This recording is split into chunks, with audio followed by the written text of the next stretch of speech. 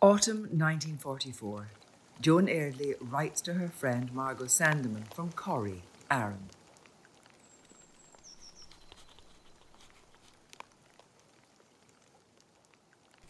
The picture I painted yesterday was of a fir tree in the castle wood from the shore part of the Brodick Road. I tried hard to finish it, but I haven't quite. About 11 o'clock, deluges of rain came on, and I felt absolutely fed up. And then suddenly I thought I wasn't going to be beaten by the blasted rain again.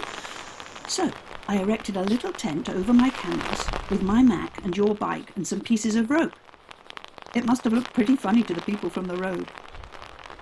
Today it is raining too, only this time there's a hurricane as well, and I don't think the little tent would stay up.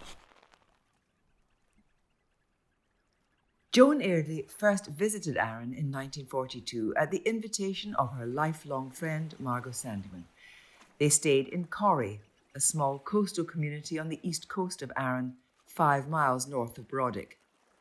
The villages of Corrie and High Corrie were renowned by artists from Scotland, Europe and beyond, through Jessie M. King and her husband E.A. Taylor's summer school, which ran from 1911 to 1939. And it was into this resonant, nurturing atmosphere, with pretty whitewashed cottages, raw seascapes, petulant weather, and ever-changing light, that Eardley began to experiment and hone her style.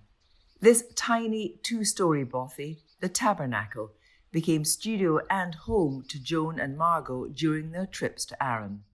With a loft bedroom upstairs and the small downstairs room providing for everything else, it became the hub of their friendship, exploration, and liberation to sketch and paint as they saw fit. Indeed, Joan was noted for her unusual dress sense, and at the old port, dressed in baggy trousers and a too-big jacket, grasping her easel and paints, staring out to sea, one Corrie resident recalls at the age of 5 offering her his pocket money, as he thought she must be a poor woman. It was here in Corrie that Joan met her elderly neighbour, Mrs. Jeanie Kelso, wee Jeanie, who became a regular model for Joan's pen and ink studies, as did the cosy, cluttered domestic cottage interiors, living room hearths and black iron stoves.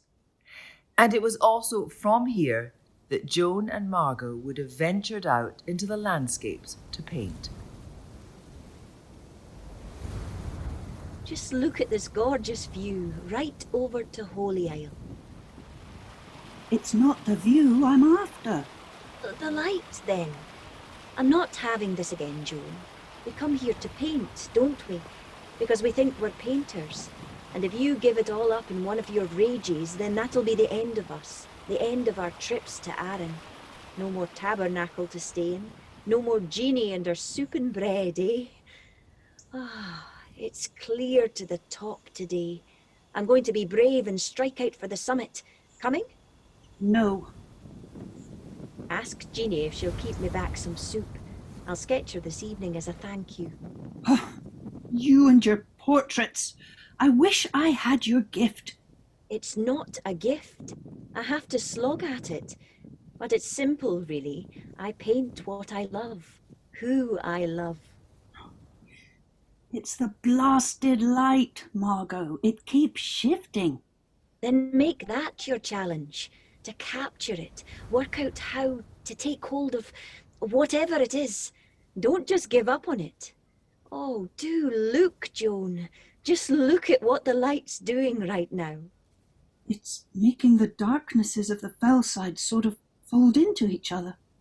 They seem to drown their own contours, don't they?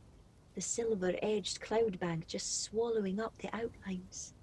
The sunlight sort of splitting them into layers, refraction through the clouds, like a second-hand glow. Inventing a whole new palette colour, bathing the valley and lifting into the sky. Shafting through the darkness, not really blue anymore, but layers and layers of cream and purple, purple and cream. Don't let it get away, then.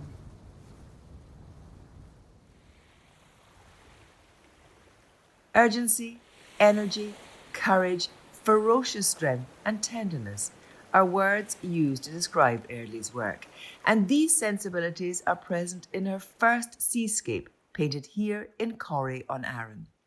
Her painting, Corrie Shore, is a hint of what was to come in her later work. Indeed, her time spent on Arran exploring themes, capturing light, battling the elements, and developing techniques was foundational for her future work.